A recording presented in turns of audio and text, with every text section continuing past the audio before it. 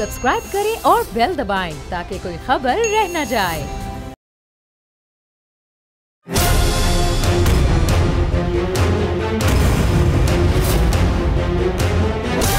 From the Islamabad studios of Bold Network, it's time for Jameel Farooqi on National Debate. Good evening, welcome to National Debate. Pakistan की सियासत में थूके हुए को चाटने की रिवायत हमेशा से कायम है और हम देखते चले आ रहे हैं। चाहे पार्टी कोई भी हो, सियासतदान कोई भी हो, लीडर कोई भी हो, कभी उस पर एतमाद का इजहार किया जाता है और कभी अदम एतमाद का इजहार किया जाता है। यही कुछ फंडा और इसी तरह की धमा चौकड़ी हमने गुज़िश्ता 72 घंटे में देखी है। हमने देखा कि शदीद तरीन नाराजगी के बाद मार्ज़ वजूद में आने वाला ग्रुप तेज तरीन यू टर्न के बाद एकदम खत्म हो गया। और वो जो कह रहे थे कि हवा में गुब्बारा और गुब्बारे में हवा का जो तसलसल है वो चलता रहेगा, वो एकदम गुब्बारे से हवा निकलते हुए भी देखते नजर आए। और वही वज़ीर आला पंजाब उस्मान बुज़दार, जिस पर अदम एतमाद का बहुत ज्यादा इजहार किया जा रहा था, अचानक पता चला कि उनसे ज्यादा काबिल एतमाद वज़ीर आला हो ही नहीं सकता। अचानक पता चला कि एक अदर डेप्यूटी सेक्रेटरी मुतय्यन कर दिया जाता है कि जहांगीर खान तरीन ग्रुप से वाबस्ता लोगों के तहफ़्फ़ुज़ात सुने और अगर कभी कोई शिकायत हो तो वो शिकायत भी दूर की जाए। और उससे बड़ा मामला वो है शुगर फैक्ट्रीज कंट्रोल एक्ट में तरामीम ख़त्म करने का मामला। और ये तरामीम एकदम से ख़त्म करने के हवाले से जो बातें सामने आ रही हैं, हेडलाइंस बन रही हैं, ये अचानक से क्या हुआ? ये कैसे हो गया कि वो लोग जो कह रहे थे कि हम किसी तरह के भी मामले के अंदर ब्लैकमेलिंग में नहीं आएंगे, तो ब्लैकमेल कैसे होना शुरू हो गया? वो लोग जो कहते थे कि हम रिलीफ नहीं देंगे, वो रिलीफ देना कैसे शुरू हो गया?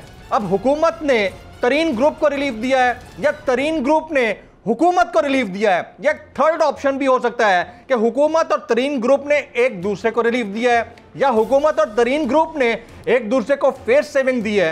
ये वो बहुत बड़ा सवालिया निशान है जिसका जवाब जानना जरूरी है। Agenda on the National debate पर बात करने से पहले हम बात करेंगे ट्रेंडिंग टुनाइट की। ट्रेंडिंग टुनाइट आज का हमारा हैशटैग है हैशटैग तेज तरीन। हैशटैग तेज तरीन। मुझे जमील फारूकी कहते हैं। आप मेरा program National Debate Bol News पर मुलाजा करते हैं। Ladies and gentleman, agenda on the National Debate tonight, शदीद तरीन ग्रुप बंदी से तेज तरीन यू टर्न तक का सफर। ऑन द डिबेट टुनाइट आज के हमारे मौजूद मेहमानान में शामिल हैं जनाब इसहाक खान खाकवानी साहब।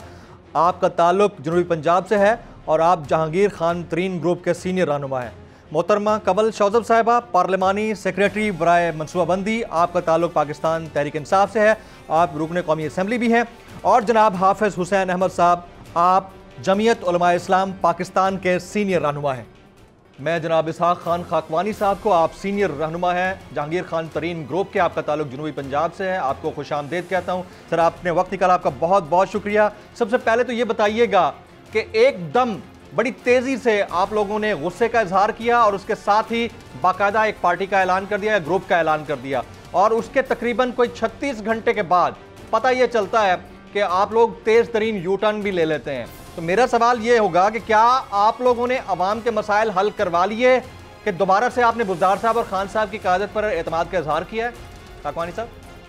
नहीं, ये थोड़ा सा इसमें कन्फ्यूजन हो रहा है कि साथी जाकर चीफ मिनिस्टर को जाके मिले हैं चीफ मिनिस्टर की ख्वाहिश पर कि जी, क्योंकि चीफ मिनिस्टर की तरफ से कुछ ऐसी चीज़ें हुई जो कि हमारे दिलों में बदगुमानी पैदा हुई उनके बारे में कि वो हमारे ग्रुप को तोड़ने की कोशिश कर रहे थे और उनके अमला जो था वो लोगों को बुला के एंटाइसमेंट कर रहा था कि आपको हम ये दे देंगे, आपको वो दे देंगे, आपके इलाके के लिए ये तरक्की करा देंगे, तो लिहाजा आप मेहरबानी करें, आप जहांगीर खान के ग्रुप से अलहदा हो जाएं। जब उनको मायूसी हुई इस बात पे और जब हमें इन चीज़ों का 18 तारीख की रात को खाने पे पता लगा कि ये ऐसे कर रहे हैं, तो वहाँ पर फिर एक छोटा सा वहाँ मुजाहरा किया गया खाने के ऊपर।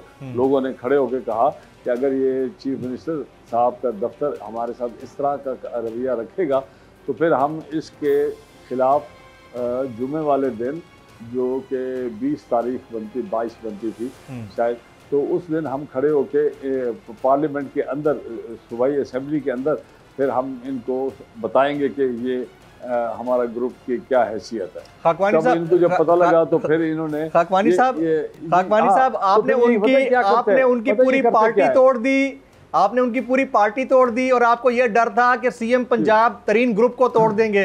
तो जब आप पार्टी तोड़ने का राइट रखते हैं तो वो ग्रुप तोड़ने का भी राइट रखते हैं। इतना तो लेजिटिमेट राइट होता है किसी भी एग्जेक्टिव के पास। जी हाँ, वो नेचुरली ये कोशिश की जाती है, उसमें मैं उनको गिला नहीं कर रहा, मगर मैं उनकी जो कैफियत है ना वो बता रहा था कि वो उनके दिल में एक है कि उनका जहन और उनकी तबीयत के और क्या कहती है और उनके आगे ज़बान जो है वो मुख्तलिफ बात करती है। लिहाजा उनके यहाँ आपस में तजाद है कि वो आपके साथी हैं बनने की कोशिश नहीं कर रहे, बल्कि आपको नुकसान पहुँचाने की कोशिश करते हैं। तो ये जो वादा और ये जो बातें हो रही है ना, ये नीयत में और वादों में बड़ा फ़र्क होता है लोगों के। अगर उनकी नीयत सही होती तो वो अपने ग्रुप, हमारे ग्रुप को तोड़ने की बजाय इसको रिफॉर्म करने की कोशिश करते कि अगर आपके साथ जेन्युइनली कोई चीज़ गलत हो रही है और इलाके के लोगों के साथ ज्यादती हो रही है हमारी तरफ से, तो हम इसकी माजरत करते हैं और आपको आइंदा मौका नहीं मिलेगा। मगर वो तो शुरू हो गए कि ग्रुप को तोड़ने की, तो ग्रुपों को तो आज एक ग्रुप बनेगा, कल कोई और बनेगा। तो ये ग्रुप जो है ये हुकूमत के ख़िलाफ़ कोई पहली दफ़ा नहीं है कि बने गए। बहुत सारी हुकूमतों में ग्रुप बनते हैं क्योंकि लोगों के अंदर 371 का हाउस है सूबाई असम्बली का, सबका यक ख्याल तो नहीं हो सकते। कोई लोगों के मुलाजिम तो नहीं है कि वो जाकर वहाँ बैठ गए, तो लिहाजा वो चीफ मिनिस्टर उनका अन्नदाता बन गया है। तो ये बंदे एक दूसरे के साथ मिलके खाकवानी साहब कता कलामी की माजरत, लेकिन जिस तरह आप कह रहे हैं कि चीफ मिनिस्टर अन्नदाता बन गया है और ग्रुप बनते रहते हैं, इसमें कोई शक नहीं है कि ग्रुप बनते रहते हैं, लेकिन ग्रुप वालों का जो मंशूर होता है, एजेंडा होता है, वो एक होता है। नज़ीर चौहान साहब क्या फरमाते हैं? वो कहते हैं इमरान खान कोई डिक्टेटर है, हम कोई गुलाम इब्ने गुलाम हैं, क्या पीटीआई किसी के बाप की जागीर है?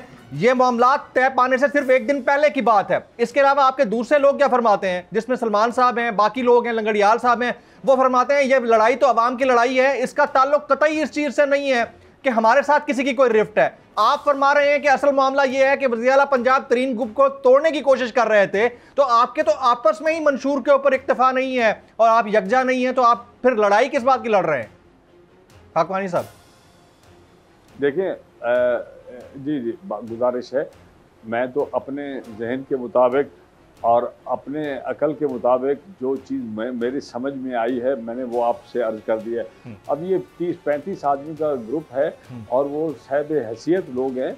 अगर उनके यहाँ आपस में कोई ये कोई पार्टी बनकर एक स्पोक्स पर्सन के पीछे तो नहीं चल रहे। हर बंदे का अपना नाराज़गी का लेवल है लोगों के साथ। जिस तरीके से उन्होंने 3 साल हर आदमी के साथ जिस तरह गुजारे हैं, उनका नेचुरल रिएक्शन मुख्तलिफ है। मेरे साथ अगर वो करेंगे तो मैं चुप कर जाता हूँ कई चीज़ों पे। मैं कभी परवाह नहीं की कि अगर कोई मुझे फंडिंग दे इलाके के, क्योंकि ये मेरा नुकसान तो नहीं कर रहे। ये तो अगर इलाके में फंडिंग नहीं करेंगे, मेरी सोच ये है कि ये लोगों का नुकसान कर रहे हैं, अपने वोटर का नुकसान कर रहे हैं जिन्होंने इनको 60,000 वोट दिया मेरे हल्के में। अगर मैं 600 वोटों से सूबाई असम्बली की सीट में हारा हूँ और अगर मैं नेशनल असम्बली में 60,000 वोट, और वो भी पार्टी के अंदर से इख्तलाफात की वजह से वहाँ पर ये एक चीज़ हुई जो कि इमरान खान साहब के नॉलेज में है, और उन्होंने चूँकि जीते हुए लोगों को वो और तरीके से ट्रीट कर रहे हैं और जो हारे हैं उनको और ट्रीट कर रहे हैं, तो ये चीज़ें आखिर में उनको नुकसान पहुंचाएंगी। ये आप देख लेंगे, ये इस तरह नहीं हो सकता जिस तरीके से खाकवानी साहब आपने फरमाया कि 35 लोग हैं, आपने फरमाया कि 35 लोग हैं, उनका नुक्ता नज़र मुख्तलिफ हो सकता है, उनकी किसी से लड़ाई हो सकती है। आप 35-40 लोगों का ग्रुप तो अभी बना है। वो पीटीआई जो 1,75,00,000 वोट लेकर एक पार्लियामान बना के बैठी है नेशनल असेंबली में और एक पंजाब में गवर्नमेंट बना के बैठी है, वहां तो दर्जनों लोग हैं, तो वहां पर भी तो डिफरेंस ऑफ ओपिनियन हो सकता है, उसको भी फिर बर्दाश्त कर लें। जब आपके अपने लोगों का डिफरेंस ऑफ ओपिनियन कोई और बर्दाश्त कर रहा है तो उनके लोगों का डिफरेंस ऑफ ओपिनियन बर्दाश्त करें। फिर इतनी बड़ी बाकायदा तौर पर जमात बनाने की जरूरत क्या थी? खाकवानी साहब गुजारिश ये है कि ये जमात बनी कैसे। ये जमात बनी थी से उसकी 2 बिसाखियाँ थी, सिर्फ दो असूल थे। एक था कि इंसाफ और दूसरी थी ईमानदारी। और कोई हमारा इमरान खान के साथ कोई रिश्ता था किसी का, कोई रिश्तेदारी थी, कोई बिरादरी थी उनके साथ? वो एक दो बुनियादों पर इस इलेक्शन लड़वा, और वो 1.5 करोड़ वोट जो मिला है तो उनको 2013 में क्यों नहीं मिल गया? ये भी चीज़ें तो उनके पास उस वक्त भी थी।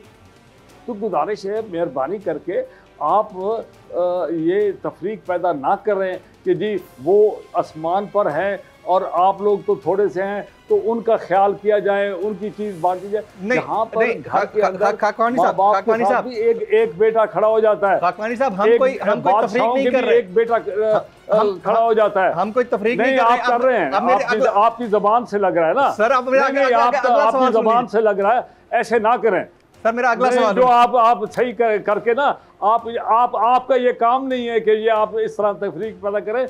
आपका काम है हमारा पॉइंट ऑफ व्यू सुने और हमारे पॉइंट ऑफ व्यू के खिलाफ जो मर्जी बात कर लें आप। सर आपका पॉइंट ऑफ व्यू पूरा मैं सुन रहा हूँ। आप वो लोग थे, अब सुन लीजिए, अब सुन लीजिए, अब सुन लीजिए। आप वो लोग हैं, आप हो गए कर रहे हैं ना, आप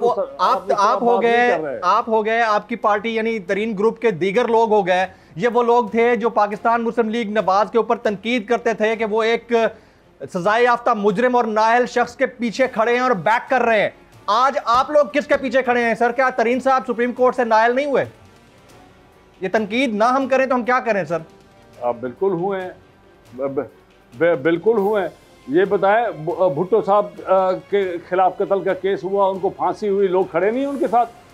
या आपकी क्या बात कर रहे हैं इसकी? नहीं, कत्ल का केस और फांसी अलग चीज है। वही जहन दिखा रहे हैं सर। मेरा सवाल है, उनके बात सुने, मेरी बात सुने जी। उनका आपने मेरे सवाल किया, मेरे जवाब सुने जी प्लीज प्लीज प्लीज। अगर भुट्टो साहब के पीछे ज़ियाउल हक की हराम वजह से और उस वक़्त के सुप्रीम कोर्ट की बदमाशी की वजह से वहाँ पर उधर उनके खिलाफ एक केस बनाकर उनको सजाए मौत दी गई, तो क्या पाकिस्तान के लोगों ने उसको रिजेक्ट नहीं किया कि उनके 40 साल वोट उनको पड़ा भुट्टो साहब की वजह से? उनके बच्चे और उनके दामाद वज़ीर आज़म और सदर पाकिस्तान बने, तो क्या ये उसके मंतक है कि जो कुछ इमरान खान अगर एक बंदे के साथ करे और वहाँ से सजा दिलवा दे और फलाने को पीछे कर दे, तो क्या ये अटल चीज़ें हैं? हमारा एक कानून है, हमारे एक जद्दोजहद है, हम उस जद्दोजहद पे अपनी किसी को वो नहीं करने देंगे कि वो हमारा नुकसान करे। हम अगर कोई चीज गलत होगी उसको गलत कहेंगे। बिल्कुल ठीक है, बिल्कुल दुरुस्त बात कर रहे हैं, बिल्कुल दुरुस्त बात कर रहे हैं, बिल्कुल दुरुस्त बात कर रहे हैं। इमरान खान के साथ हैं, मगर उनके इमरान खान के दफ्तर में जो कुछ हो रहा है वो इमरान खान की ज़ात के खिलाफ होगा। आप इमरान खान को ये तंबीह होनी चाहिए कि वो उनका अपना नुकसान ये लोग कर रहे हैं, हमने लोगों ने वो नुकसान नहीं किया। हम तो आपको रिफॉर्म करने के लिए बात कर रहे हैं। राइट, बिल्कुल दुरुस्त बात कर रहे हैं। तो फिर आप इस चीज को भी एंडोर्स करेंगे कि मरियम नवाज या PMLN नवाज शरीफ साहब के बैक पर खड़े होकर जो मूवमेंट चला रही है वो भी उनका राइट है, वो ठीक कर रहे हैं। फिर आप जो माजी में ये कहते रहे हैं कि वो एक नाअहल शख्स के बैक पर खड़े हैं, वो गलत कर रहे थे, तो वो उसको फिर आप नेगेट करें?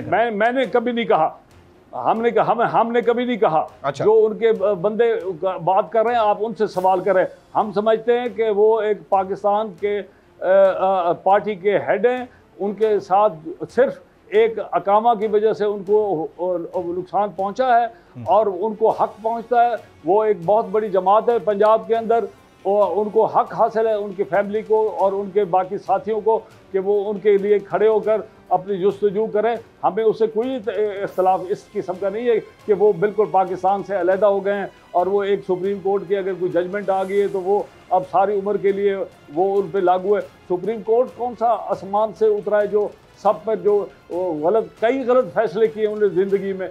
बहुत सारे लोगों के साथ ज्यादती की है सुप्रीम कोर्ट के कई फैसलों में।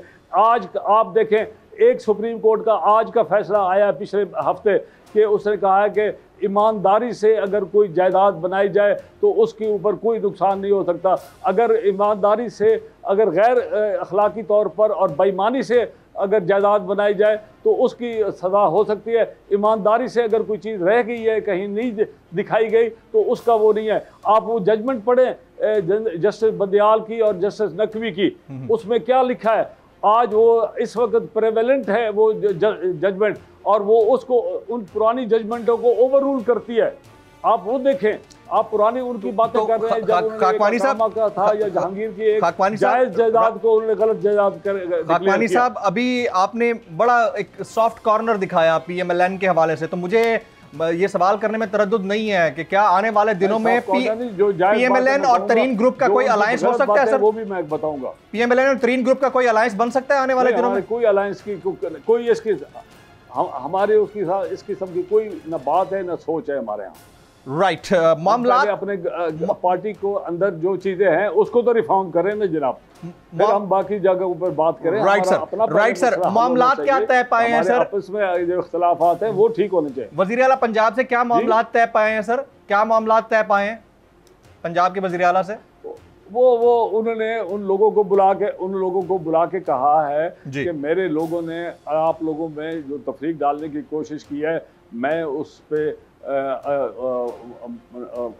उन्होंने उसके नाराजगी का इजहार किया और कहा कि उनका कहना है, आया सही कह रहे हैं, गलत कह रहे हैं, या कराते कुछ हैं करते कुछ हैं, वो अलग बात है।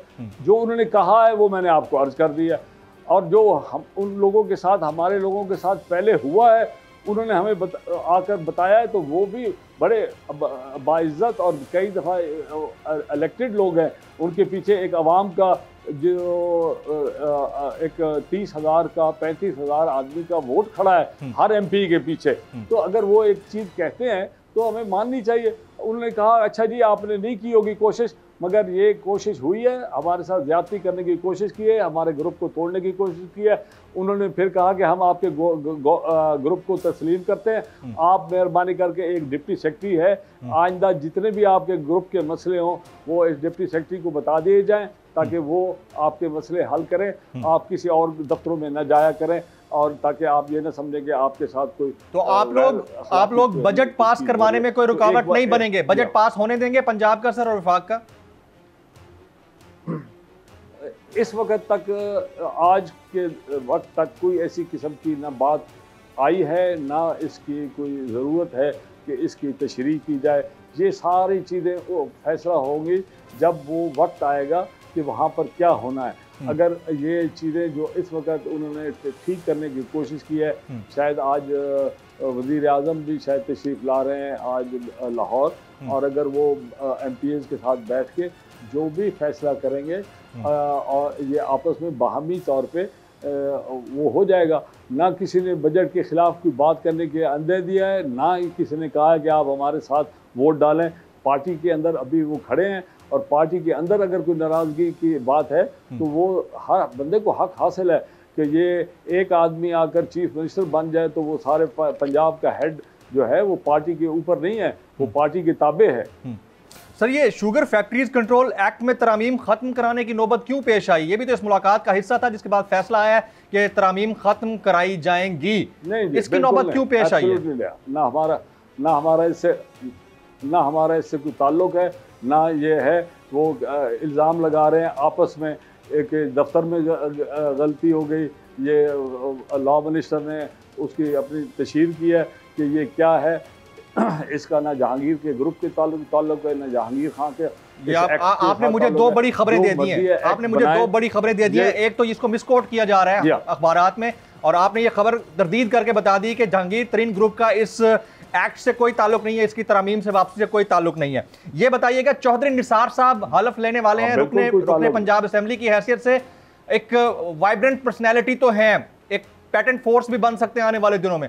आप लोगों के ज़हन में ऐसा कुछ है, कोई ऐसी बातचीत अंदरूनी खाना जो चल रही हो निसार साहब से? नहीं, कोई हमारे कोई बिल्कुल भाई साहब कोई ऐसी बात नहीं किसी के साथ। और चौधरी निसार नून लीग का हिस्सा है, नून लीग के साथ सारी उम्र उन्होंने गुजारा है, ज़ियाउल हक साहब के साथ और नून लीग के साथ।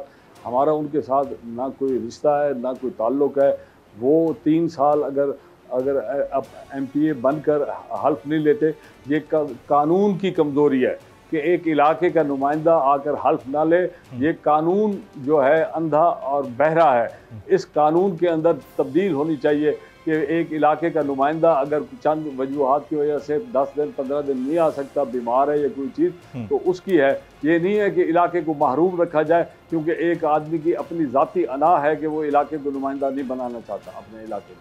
ये तो गलत बात है, एब्सोल्युटली राइट, गलत है। Absolutely right. जाकर खाकवानी साहब बैठ जाए 3 साल के लिए और वो अपने उसने पूरे पंजाब को नुकसान पहुंचाया। वो पंजाब की नुमाइंदगी करनी चाहिए थी उनको सेनेट में। खाकवानी साहब आप हमारे साथ मौजूद रहिएगा, ब्रेक का वक्त हुआ जाता है। ब्रेक के बाद जब वापस आएंगे तो कमल शौजब साहिबा और हाफिज हुसैन अहमद साहब भी हमारे साथ मौजूद होंगे और खाकवानी साहब से ये भी पूछेंगे कि एक वक्त खुदा ना खास्ता अगर ऐसा आता है और उस वक्त पर तरीन साहब की गिरफ्तारी अमल में लाई जाए या उनके खिलाफ केसेस मजीद एक्टिवली प्रोपेल होते हैं, तो क्या बुज़दार साहब के ऊपर और खान साहब की क़यादत के ऊपर एतमाद का इजहार जिस तरह से आज या गुज़िश्ता दिन किया गया है ये इसी तरह जारी रहेगा या ये लोग फिर से बरंगेख्तगी की जानिब बढ़ेंगे?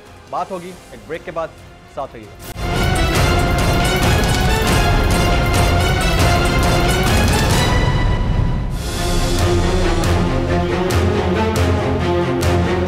Welcome back. प्रोग्राम के इस हिस्से में हमें दो मजीद हमारे मोअज़्ज़ज़ पैनलिस्ट ने ज्वाइन किया है। मोहतरमा कमल शौजब साहिबा, आप पार्लिमानी सेक्रेटरी हैं और पाकिस्तान तहरीक इंसाफ का माना हुआ फेस हैं, आप स्टूडियो तशरीफ लाएं, आपको बहुत शुक्रिया। जनाब हाफिज़ हुसैन अहमद साहब हमारे साथ DSNG लिंक पर मौजूद होंगे। हाफिज़ साहब आप भी वक्त निकाला, आप तशरीफ लाए, आपका बहुत शुक्रिया। बदस्तूर हमारे साथ जनाब इसहाक़ खाकवानी साहब भी मौजूद रहेंगे, उनसे एक आध सवाल हम ज़रूर करेंगे, बड़ा इंपॉर्टेंट होगा।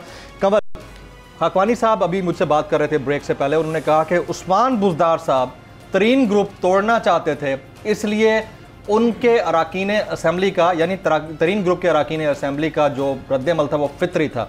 Your take please. बिस्मिल्लाहिर्रहमानिर्रहीम, थैंक यू वेरी मच। देखिए मैं बड़े मुअद्दबाना तरीके से खाकवानी साहब से एग्री नहीं करती, मैं बल्कि इससे खासा डिसएग्री करती हूँ। पहली बात तो ये है कि एक बड़ा जो मेन पार्टी है PTI, उसमें ग्रुपिंग करना और ग्रुप्स के नाम बनाना ये हमारे आइन के भी ख़िलाफ़ है, हमारी स्पिरिट के ख़िलाफ़ है। पाकिस्तान तहरीक इंसाफ है, तहरीक है इंसाफ के लिए। एक तो उसमें नाइंसाफ़ी की गुंजाइश नहीं है, अगर किसी के साथ हो तो उसको श्योरिटी दी जाती है प्राइम मिनिस्टर की तरफ से, चेयरमैन साहब हैं जो हमारे, कि उनके साथ नाइंसाफ़ी नहीं होगी। दूसरी बात यह कि बुज़दार साहब ने क्यों तोड़ना है? बुज़दार साहब को तोड़ने से नुकसान होता है। अब आपने देखा है कि कल सारे उनके पास गए और बड़े राजी बरज़ा खुशी खुशी वहाँ से भंगड़े डालते हुए चौधरी साहब गए हैं, तो वो वहाँ से अब सारे भंगड़े डालते हुए वापस आ गए। वो उस ऐवान के लीडर हैं, CM है पूरे पंजाब के, वो अपने ही लोगों को तोड़ेंगे तो उनको नुकसान होगा। जहाँ तक बात खाकवानी साहब ने की कि जी जहांगीर तरीन साहब का ग्रुप, देखे पहले तो बात ये कि ग्रुपिंग आपने की क्यों है, आपने ये लेबलिंग की क्यों है, आपने क्यों पार्लियामान से भी लोगों को और उनको आइसोलेट किया? वो कहते हैं हमें इंसाफ नहीं दिया आप लोगों ने। अब हो गया। हाँ। अब अचानक से क्या हुआ? अवाम को रिलीफ मिल गया, अवामी मफादात के फैसले हो गए। वो बात करनी चाहिए जो जायज़ हो। और देखें हम हमेशा ये बात करते हैं कि ये ग्रुप्स, पार्टियों के अंदर से ग्रुप्स इस तरह बनाना और फिर प्रेशर ग्रुप बनाना ये ठीक नहीं लगता और पार्लियामेंटेरियंस की रिस्पॉन्सिबिलिटी है। ठीक है, सब इस वक्त आवाम की बात कर रहे हैं, लेकिन जाहिर है कहीं ना कहीं अपना भी आपको रखा जाता है।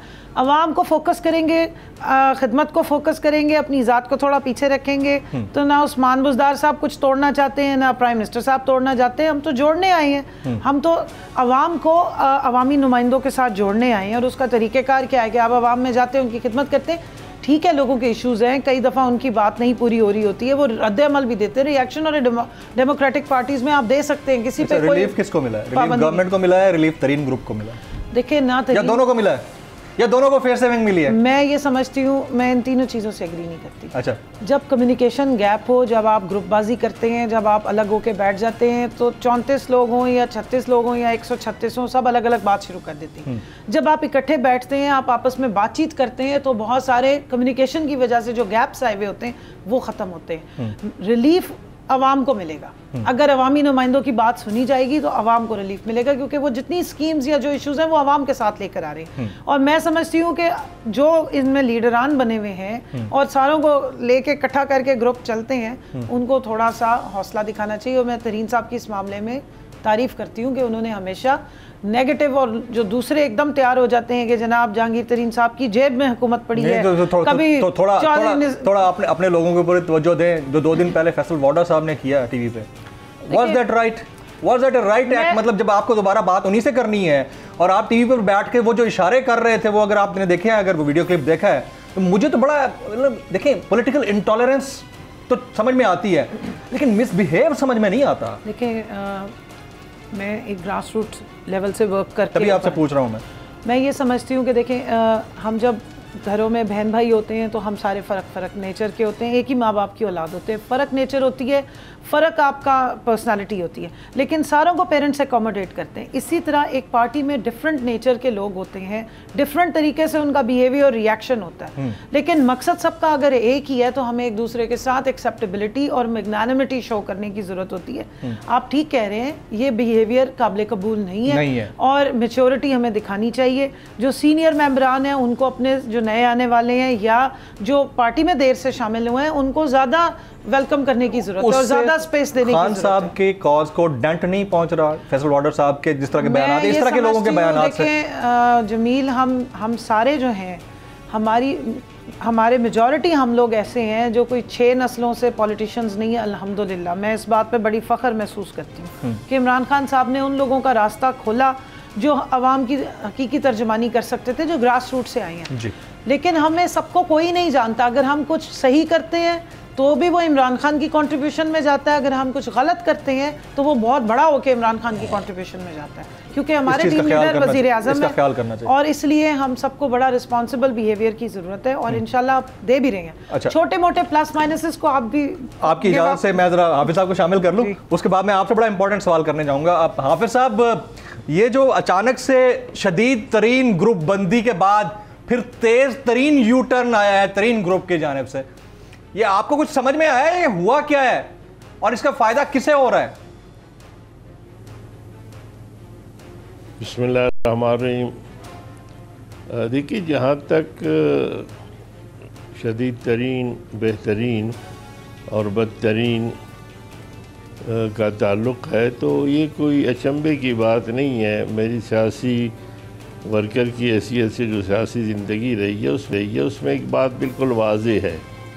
बात बिल्कुल ये है कि कुछ चीज़ों को मुंतखब लोगों से, जो है बज़ाहिर भी मुंतखब हों या असल मुंतखब हों, उनसे मनवाया जाने की कोशिश की जाती है और जब वो नहीं मानते फिर उसको मनवाने के लिए कुछ, या उनकी जो तेज़ी है, तरारी है जी, या उनका जोश है, गुस्सा है, उसको रोकने के लिए कोई बेहतरीन स्पीड ब्रेकरों की भी ज़रूरत होती है। तो इससे एक बात वाज़ेह हो गई है कि शुरू से ही अपोजिशन का जो मौक़िफ़ था उसमें 2 बातें आई हैं। एक कंवल साहिब है, हमारी बहन, और उसके बाद जहाँ तक दूसरे कुछ दोस्त हैं, असद उमर है या हमारे फ़ारूक हबीब साहब हैं, जो शुरू से ही तहरीक इंसाफ के थे। कुछ ऐसे लोगों को काबीना जो भरा हुआ है जिनको ऊपर से यानी पैराशूट के ज़रिए काबीना में उतारा गया, और मैं समझता हूँ यकीनन इख्तिलाफ़ के बावजूद न वो मुस्लिम लीग के जो लोग चाहे पीपल्स पार्टी के आए, काफ के आए, या वो लोग जो मुशर्रफ के दौर के थे, हफीज़ शेख वग़ैरह सारे, ज़ुबैद जलाल, नाम लेना भी मुनासिब नहीं है सबका, बल्कि सारी के सारे आप समझें, वो ये चाहते न हुए भी उन्हें करते थे। और उसकी वजह है कि अब तक आप देखेंगे 4 से 5 वज़ीर ख़ज़ाना, और रोज़ाना कोई ना कोई तब्दीली आ जाती है। कोई और तब्दीली नहीं आ सकी, लेकिन ये तब्दीली इसलिए आती है कि जब वो नए रखना चाहते हैं तो कहीं से कोई और नाम आता है। सर थोड़ा सा तब्दीली के हवाले से मैं भी पूछ लेता हूँ। अब जब बात स्पीड ब्रेकर्स की भी आ गई, जब बात सफ़र की भी आ गई, तो फिर मैं गाड़ी की भी बात आपसे पूछ लेता हूँ। सियासी गाड़ी तो आपने बदल ली, क्या आपने अपने घर की गाड़ी भी बदल ली? अब बगैर डीजल पे है या फिर इलेक्ट्रिक हाइब्रिड कार ले ली आपने, या अभी भी डीजल पर इक्तफा किया हुआ है आपने? देखिए, वो बात आपकी सही है, मैं अपनी बात पूरी करूँगा। और वो बात ये है कि तरीन साहब, एक 2 बात वाज़ेह हो गई कि तरीन साहब के बग़ैर तहरीक इंसाफ जो है ना हुकूमत बना सकती थी, न इलेक्शन जीत सकती थी। एक तो हमारी ये बात सही साबित हुई, और दूसरी बात ये है कि तरीन साहब को जिन्होंने इनके साथ लगाया था उन्होंने ही उनको इशारा किया है, और यकीनन यानी आप एस्टैब्लिशमेंट की तरफ इशारा कर रहे हैं, उसके लिए एक आप मुख्तदर कुव्वतों की तरफ इशारा कर रहे हैं? जी, एस्टैब्लिशमेंट की तरफ इशारा है आपका? मुख्तलिफ कुव्वतों नहीं, मैं तो जी हाँ, इशारा मैं नहीं करता, इस्टब्लिशमेंट की बात करता हूँ। इस वक्त जब आर्मी चीफ भी बाहर थे, सऊदी अरब में चले गए थे, वज़ीर आज़म साहब भी नहीं थे, इस वक्त शहबाज शरीफ हो नवाज़ शरीफ की तरह किसी और अंदाज में जो जिस तरह अदालत के ज़रिए उनके बेसाखियों के ज़रिए लाहौर के अदालत के ज़रिए जिस तरह उनके फ़िरार की सारी बातें थी, तो आपका क्या ख्याल है कि इसमें इस्टेब्लिशमेंट शरीक नहीं है? इसमें मुकम्मल तौर पर इस्टेब्लिशमेंट उसी अंदाज में शरीक थी जिस अंदाज में नवाज़ शरीफ साहब को और उस वक़्त भी इमरान ख़ान को डार्क में रखा गया, या फिर इमरान ख़ान अपने आप को जो है डार्क में महसूस करवाने के लिए ऐसे बातें करते हैं? और फिर ये बात भी वाज़ेह है, ये तो कमल साहब या बताएंगे कि हमारी जो इतला है या हमें जिस हद तक आपकी जैसे दोस्तों तो आप ये कहना चाहते हैं कि तरीन ग्रुप भी जो फ्रंट पे आया, उनकी नाराजगी और उनका वापस जाना या यू टर्न लेना, वो भी एस्टैब्लिशमेंट के ईमा पर है? आप ये कहना चाह रहे हैं कि तरीन ग्रुप का बनना और उनका यू टर्न लेना वो एस्टैब्लिशमेंट के ईमा पर है? मैं कह रहा हूँ या ईमा पर ही नहीं है, बल्कि असम्बली तोड़ने की समरी जो है बल्कि दस्तखत करके टेबल पे रख दी गई थी और अपने ख़ास दोस्तों को इमरान ख़ान कह चुके थे। मैं समझता हूँ ये सारी बातें खुलकर अब सामने आ रही हैं। ये तो आप बहुत बड़ा इंकशाफ कर रहे हैं कि इमरान खान साहब असम्बली तोड़ने का डॉक्यूमेंट बना चुके थे। आप बहुत बड़ी खबर दे रहे हैं आप सर, सीरियसली, लाइक सीरियसली? बिल्कुल खबर नहीं, ये मेरे ख्याल में आप कैसे बेखबर है इस खबर से, जो खबर सबके पास मौजूद है। और सर इतने बड़े सियासतदान के मुंह से पहली दफा सुन रहा हूं मैं। खबर पहुंची है, आप पहली दफ़ा सुन रहे हैं और हम आपको पहली दफ़ा ही आपके चैनल से कौम को भी ये इस किस्म की खबरें सुनाते हैं। तो ये सारी बातों की बात यह है कि असम्बली के हवाले से लगता ही है कि उसका भी मुस्बित टेस्ट की तरफ रुझान है, अगर उसको टेस्ट किया जाए। और अगर इसी तरह रहा और उसके बाद अगर असम्बली तोड़ने की बात न की जाती तो मेरे ख़्याल में तरीन ग्रुप साहब भी उसी अंदाज में डट जाते। लेकिन जब उन्होंने कहा कि कोई हमारे हाथ भी नहीं आएगा और हम भी किसी काम के नहीं रहेंगे, तो फिर मजबूरन उन्होंने अपने हालात को दूसरी तरफ पे बदल दिया। अच्छा, एक और सवाल मैं आपसे छोटा सा मुख्तसर जवाब दीजिएगा। ये चौधरी निसार अली खान साहब जो हल्फ ले रहे हैं रुकने पंजाब असम्बली की हैसियत से, ये भी किसी के कहने के ऊपर कर रहे हैं 3 साल बाद हल्फ लेना, या आपको कैसा लगता है? इस पर कमेंट कीजिएगा, क्विक कमेंट सर। देखिए, चौधरी साहब निसार साहब के साथ मैं 15-20 साल पार्लियामेंट के मुख्तलिफ ऐवानों में साथ रहा हूँ, रवाड़ बड़े मोहतरम है। असल में शुरू से लेकर अब तक उनको 2 हल्फ लेने की आदत पड़ी थी। चूँकि इस दफ़ा एक हल्फ था इसलिए वो डिनाई कर रहे थे। ये जो दूसरी हल्फ ले रहे हैं इसके 2 वजूहात हो सकते हैं। एक ये कि इस हल्फ के बाद किसी और हल्फ के चांसेस भी सामने आ रहे हैं, और जिस तरीके से बात को आगे बढ़ा रहे हैं जनाब शहबाज शरीफ साहब, और वो चाहते हैं भी इसी तरह, और इसी के लिए लंदन उनको बाज़ाब्ता तौर पर भेजा जा रहा था तालीम बालिगान अडियाला के बाद। तो ये सारी चीज़ें सामने है कि वो 2 हल्फ की तरफ भी जा सकते हैं। और तीसरी बात ये कि जो ऑर्डिनेंस आ रहा है कि जो 6 माह तक हल्फ न उठाए तो उसकी रुकनीत ख़त्म होगी। लेकिन मैं समझता हूँ कि पहली वजह जो ज़्यादा है जिसकी तरफ इस वक्त अंदरून खाना बात हो रही है। हमारे गेस्ट पैनलिस्ट हमारे साथ मौजूद हैं, लेकिन यहाँ वक्त ब्रेक का साथ रहिए।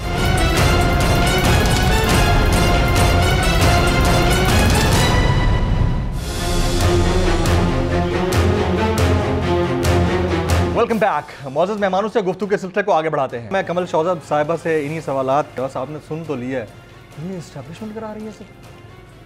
देखिए, ये खान साहब असेंबलियाँ तोड़ने वाले थे।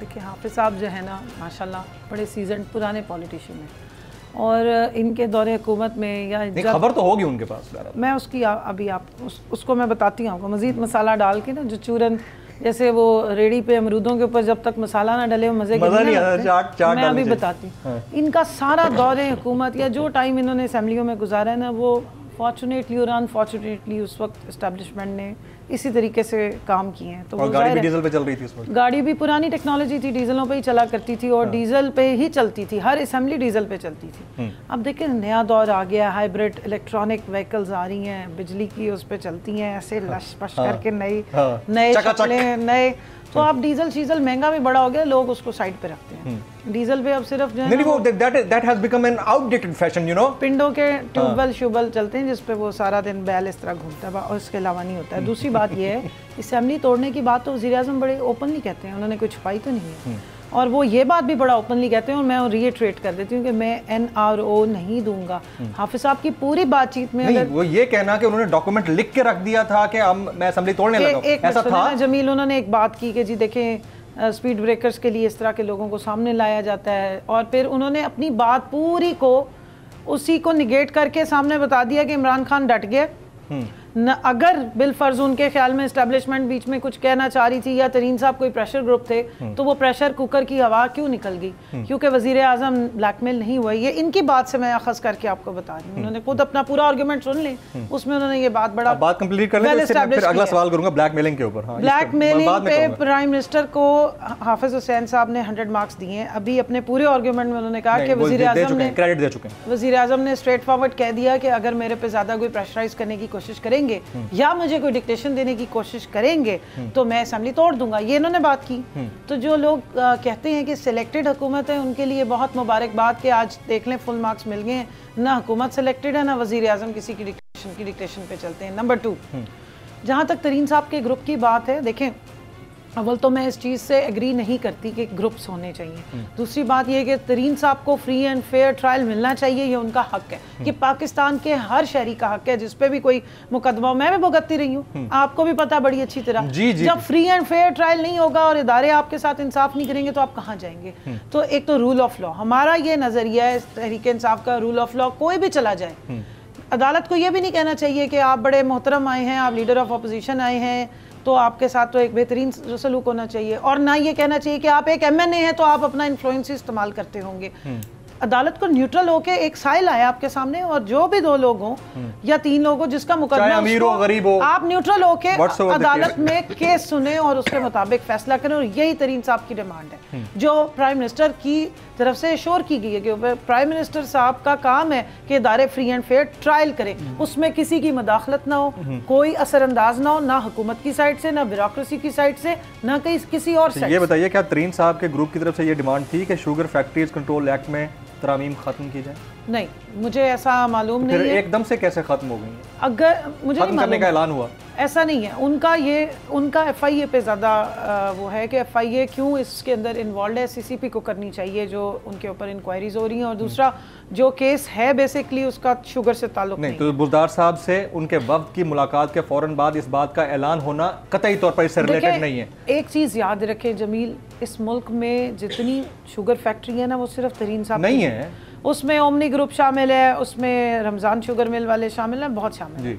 तो इसलिए मेरा नहीं ख्याल है कि एक बंदे को कभी अगर फेवर देनी होती तो फिर तरीन साहब को इतना जलीलो ख्वार होने की जरूरत नहीं। इसकी टाइमिंग इंपॉर्टेंट है ना, ये जब मेरी बात सुने ना जमील, इस हुकूमत में अगर तरीन साहब कटहरे में जाके खड़े हुए हैं तो ये इट्सेल्फ एक बहुत बड़ा ट्रेंड सेट हो रहा है कि चैरिटी बिगिंस एट होम। अपने घर से हमने एहतसाब स्टार्ट किया है। दूसरी बात जो चौधरी निसार साहब का काम, मैं मुबारकबाद दूंगी।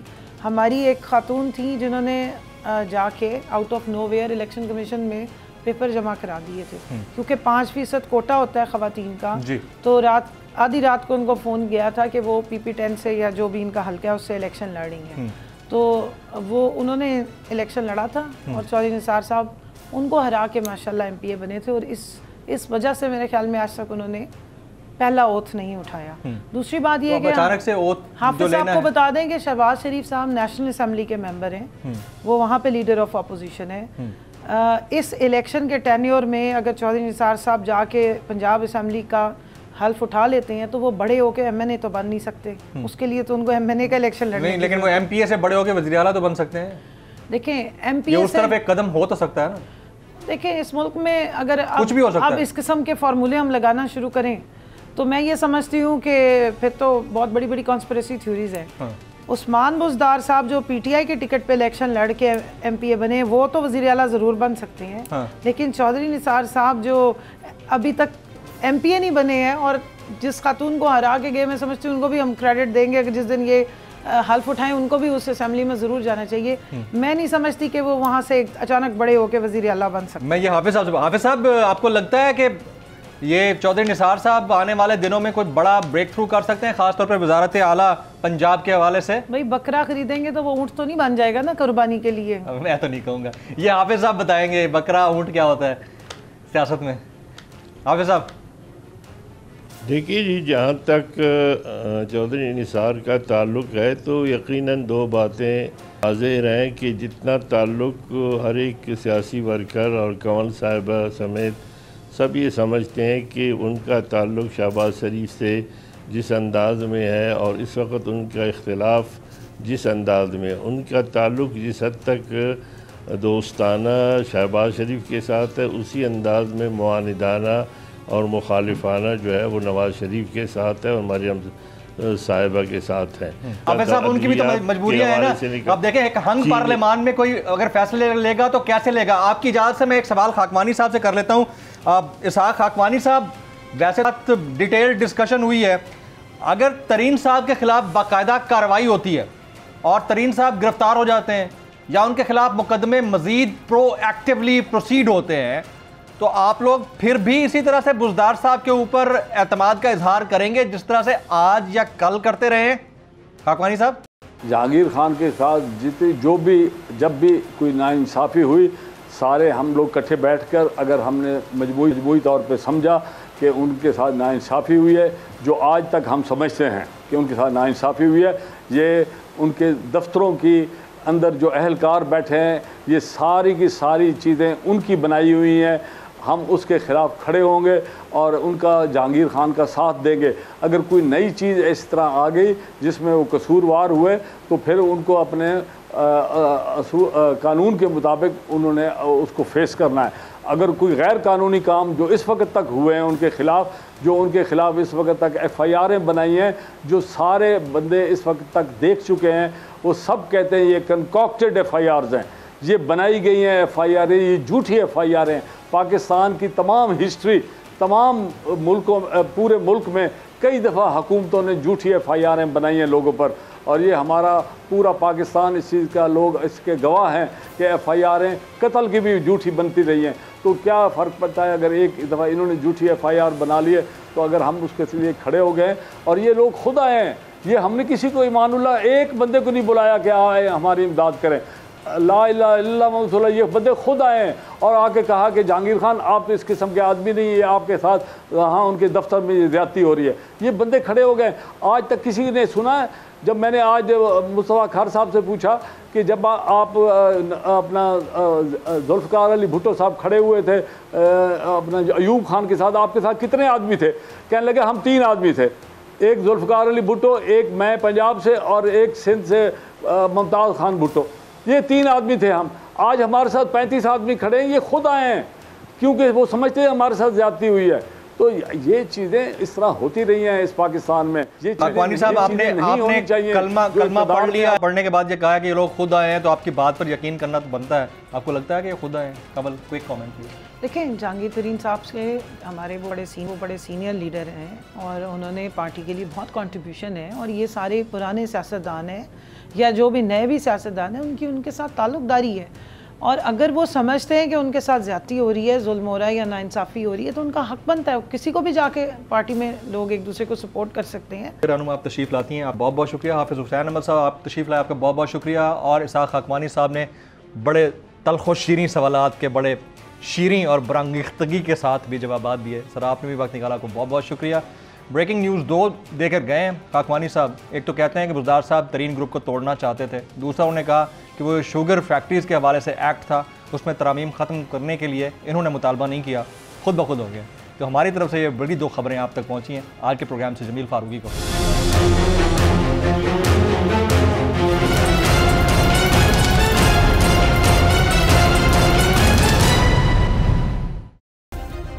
सब्सक्राइब करें और बेल दबाएं ताकि कोई खबर रह न जाए।